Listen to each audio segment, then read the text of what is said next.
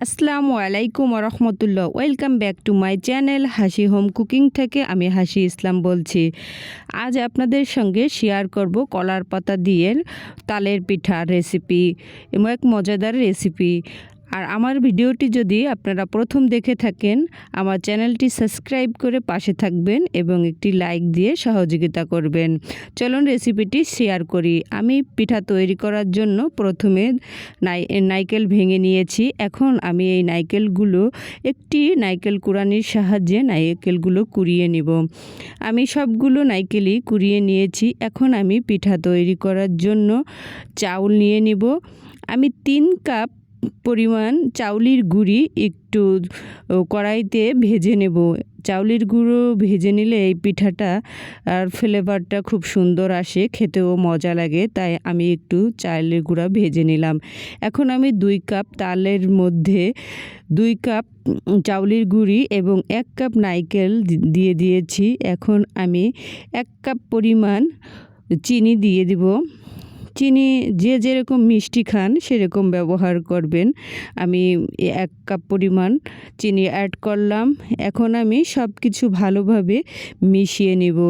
তালের সঙ্গে মিশিয়ে নিব।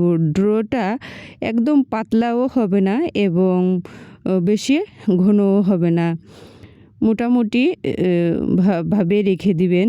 এখন আমি 20 মিনিট রেস্টে রেখে দিব।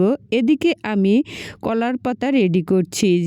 যেহেতু কলার পাতা দিয়ে পিঠা তৈরি করব, কলার পাতাগুলোকে আমি রেডি করে নিচ্ছি। আমি এভাবে ছুরির সাহায্যে কলার পাতাগুলোকে ছোট ছোট টুকরা করে কেটে নিচ্ছি। আমি সবগুলো পাতাই একইভাবে কেটে নেব।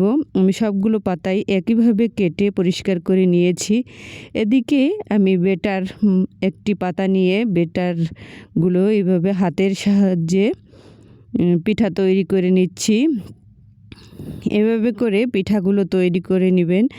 আমার পিঠা তৈরি হয়ে গিয়েছে, দেখুন।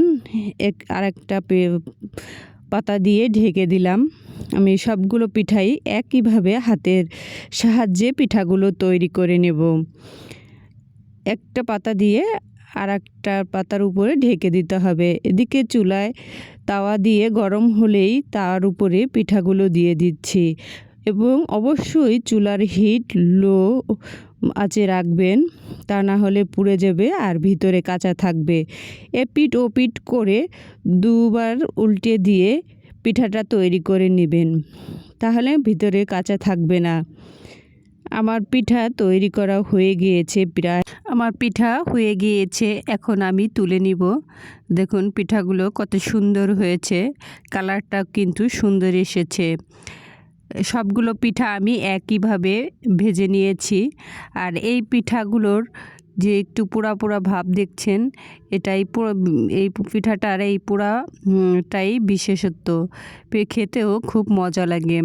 আর পিঠাটা দেখুন কত সফট এবং নরম হয়েছে। আবারও কোনো ভিডিও নিয়ে হাজির হব অন্য একদিন। সেই পর্যন্ত সবাই ভালো থাকবেন, সুস্থ থাকবেন। আজকের মতো আল্লাহ হাফেজ।